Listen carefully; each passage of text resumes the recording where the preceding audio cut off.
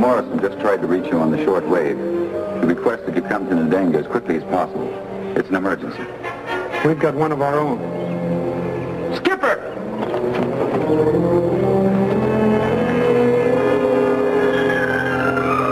Looking for me, Dad?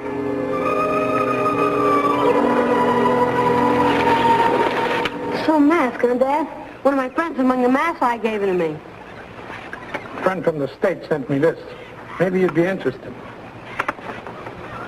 Dear sir, it is our duty to bring to your attention the very unsatisfactory quality of your son's grades, which have fallen off so sharply these past 2 months that we feel something must be radically wrong with his study habits. We urge you to check carefully and to exercise closer supervision.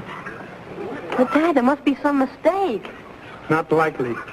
It's addressed to me, and you're the only son I have. But I've been grinding away pretty hard at those lessons. Haven't I, Cassim? Indeed he has, Sob Jim. This is most surprising. Well, you'll have to grind harder. I'm very disappointed in you, Skipper. I'm sorry, Dad. Starting tomorrow. Starting now. Into the house and into those books till supper. Yes, sir. But I still think there's some mistake. I've got to do something about this.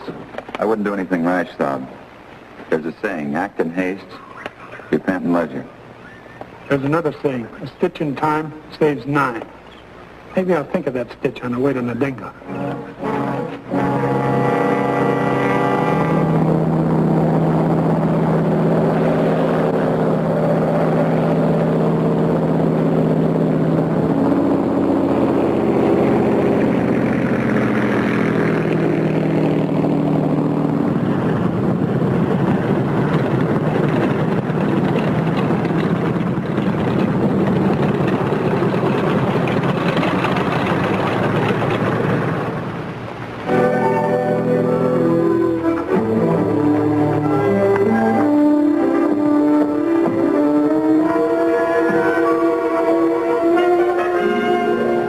Appears to be here, Jim, in the elephant preserve just north of your place. According to native rumors, raider elephants have wiped out the crops of 3 villages in the last week. Are you listening, Jim? Oh, yes. Sounds serious, Commissioner. Serious isn't the word. A full-scale stampede in that area could be disastrous. The funny thing is, I can't imagine what can be stirring them up. A big tusker needs 600 pounds of food a day. Could be they're running short. Couldn't be. The foliage has never been thicker. Couldn't be water either. The rains were extra heavy this year. I say, Jim, you seem to be troubled, old boy. Is there anything the matter? Oh, no, it's nothing. Just a little personal problem of my own. It'll be all right. I hope so. Because I'd like you to go into the preserve as quickly as possible and find out why these elephants have got the wind up before they do any extensive damage. I'll get at it as soon as I can. I'll appreciate that, old boy. And Jim, please don't hesitate to call upon me if I can be of any help whatever with your trouble. I won't. I just got an idea I think will do the trick.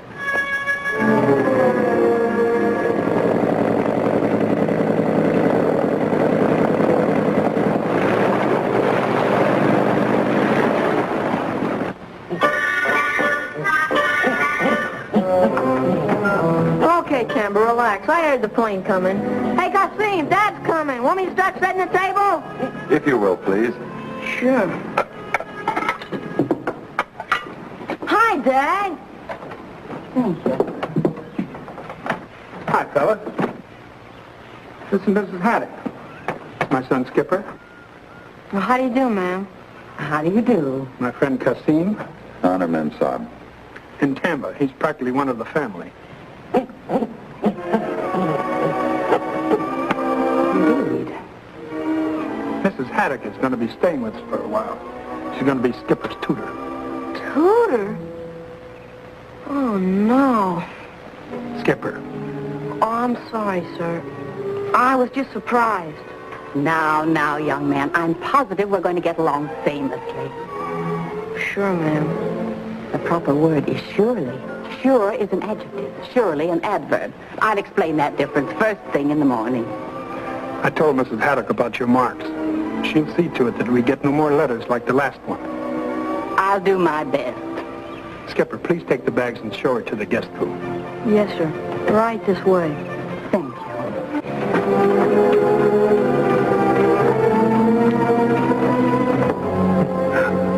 Something tells me she's just what the doctor ordered. Perhaps, Saab. But let us hope the medicine is not too strong for the patient. I'm sorry I won't be around tomorrow when you start with Skipper, Mrs. Haddock. But I've got to leave for the elephant preserve right after breakfast. Oh, pity. Gee, Dad, can I go? You said I could next time. May I go? And I really don't think you ought to if we expect to raise those grades. But, Dad... You heard what Mrs. Haddock said. Yes, sir. What takes you to the elephant preserve, if I may ask? Oh, there's some kind of trouble up there. Could be a rogue elephant. Anything. You'll pardon the correction, but according to the greatest authority on Africa, there's no such thing as a rogue elephant. I don't know who this authority is, but I promise you, he changes tune awful fast if you ever had one charge him. The explorer to whom I refer is none other than Professor Hans von Flugel, author of that classic work, Through Darkest Africa with Gun and Camera. Von Flugel. Von Flugel. Oh yeah. Von Flugel. I wasn't aware that I'd said anything particularly humorous. You'll have to excuse me, Mrs. Haddock. Who is this Professor von Flugel, Dad? An old fake who never got any further into Africa than his hotel room in London. Well, it so happens that I have a copy of his book with me. I wouldn't be without it. Just let me read you what he has to say about elephants. You see here. Here we are. Chapter 4. The African elephant, his habits, customs, and idiosyncrasies. The African elephant is a truly remarkable beast. Large, heavy, and sweet-tempered. He comes equipped with 2 long, pointed teeth called tusks, which are made of ivory and are quite valuable for fashioning into piano keys. And at one point, I observed many elephant trails of great age, all converging in the same direction. And became convinced that we were nearing the long-sought elephant burial ground. However, Mrs. von Flugel was tiring, and we were forced to discontinue the search. Elephant burial grounds? The place where all elephants go to die. Forgive me, Mem Saab.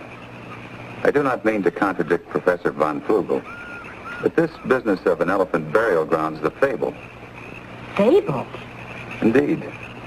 Believed by the ignorant, even in my country. Is that so? I appeal to you, sir, as one reputed to be knowledgeable of the jungle. Is there such a thing as an elephant burial ground or not?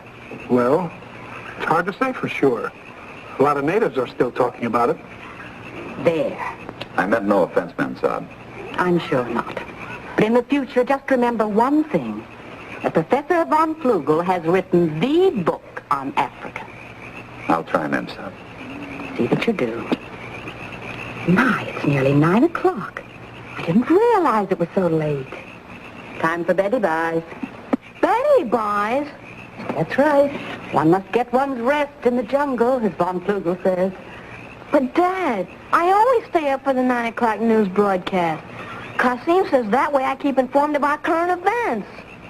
I dare say. But your real education will begin first thing tomorrow morning. Good night, young man. You heard Mrs. Haddock. Yes, sir.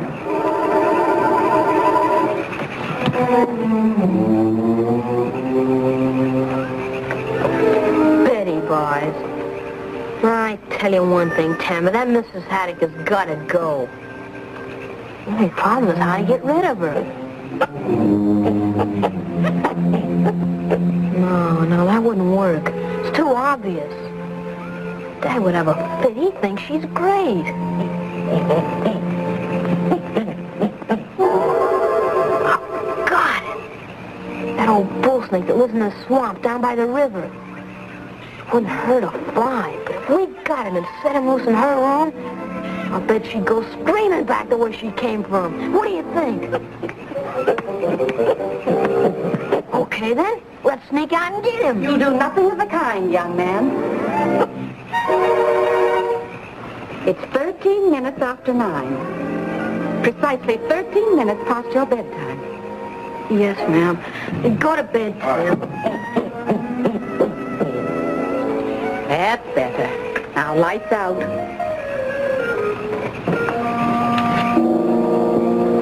The breeze seems to be shifting. We'll circle with it. Move on to the next herd.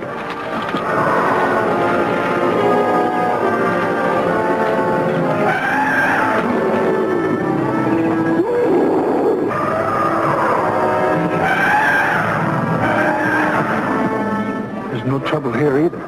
It is strange. Perhaps the commissioner was misinformed. Possible. Let's move on to the main herd.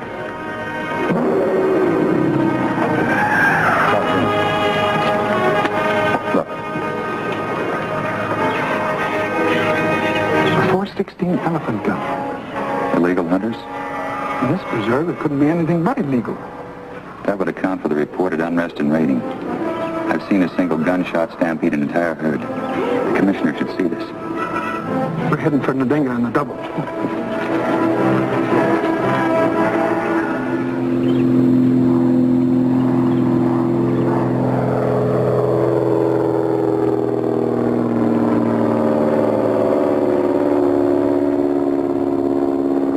No daydreaming, young man. Eyes on the book. Yes, ma'am.